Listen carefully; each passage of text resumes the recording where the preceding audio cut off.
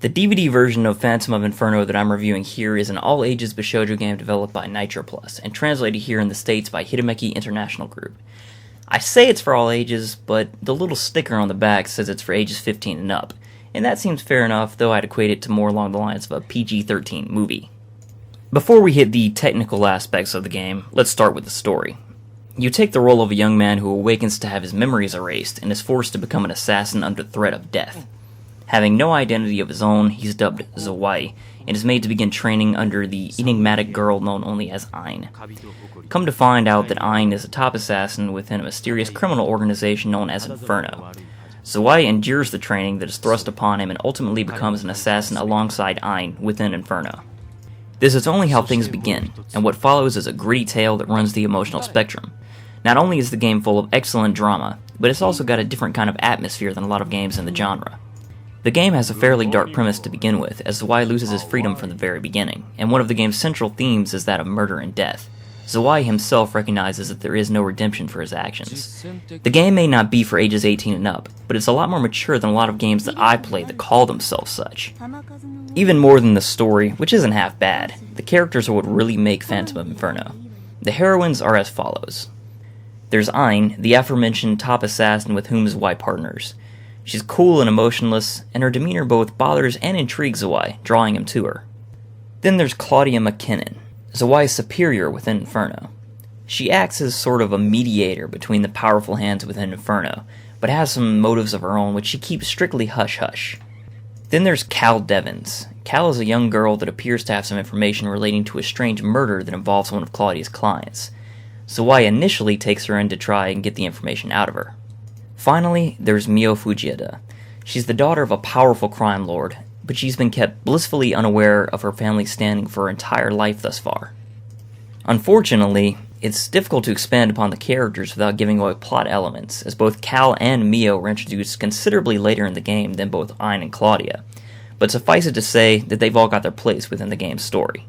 So, with the meat and potatoes of the game covered, let's move on to the core mechanics of the game itself, starting with the visuals.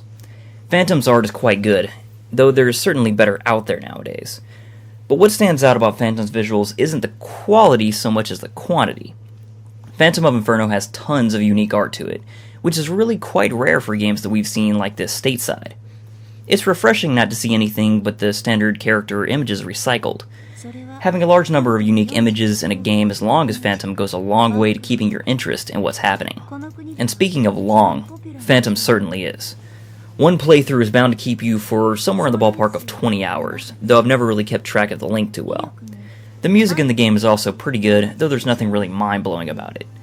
There's a lot of quiet, melancholic tunes that fit the basic mood of the game. The sound effects aren't bad either, but they aren't all that frequent or varied, so it's not like they're really a highlight either. So it's all been candy and roses so far, but here is where the problems start to come in. Phantom of Inferno has two very distinct weaknesses. The first is just that the translation isn't all that good. It's certainly passable, and you're never left wondering what's actually going on, but it's rather robotic, and sometimes you're left with signature-worthy lines like, "I completely killed him." Yeah, as opposed to, sort of killing him. The second problem isn't so much a problem with the game as it is with the format of the game. See, Phantom of Inferno is a DVD, not a DVD-ROM, meaning that it can be played on any standard DVD player rather than just on a computer. And, that sounds great in theory, but there's one problem. That means that you're stripped of pretty much all the quality of life standards that Bishoujo games usually provide. That includes, the skip function to run through previously read dialogue, or a save feature. What? Did I just say there's no save feature? Yep.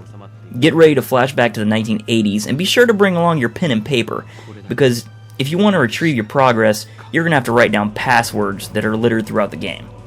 Great. Just great. Worse yet, there's no real consistency for how long you have to wait between the passwords. Some are 20 minutes apart, and others are more like 2 hours apart. And no, I'm not even overstating or exaggerating that. So be sure to either have a good bit of time when you play Phantom Inferno set aside, or just leave the DVD on pause for when you come back. So, to summarize, Phantom is really an excellent game. In fact, I'd say it's at least within my top 5 Bishoujo games with its strong plot, characters, and atmosphere. However, it's also drugged down a few notches due to some bad format and translation decisions. But despite that, Phantom's pros far outweigh the cons. Bearing that in mind, it's worth noting here that Hidemeki, the company that produced the stateside release of the game, has bowed out of publishing interactive visual novels as of January 2nd, 2008. So if you're interested in Phantom, you may want to grab it while it's still easy to find. In closing, if you're looking for a unique visual novel with a healthy dose of guns, cars, action, and drama, Phantom of Inferno is right up your alley.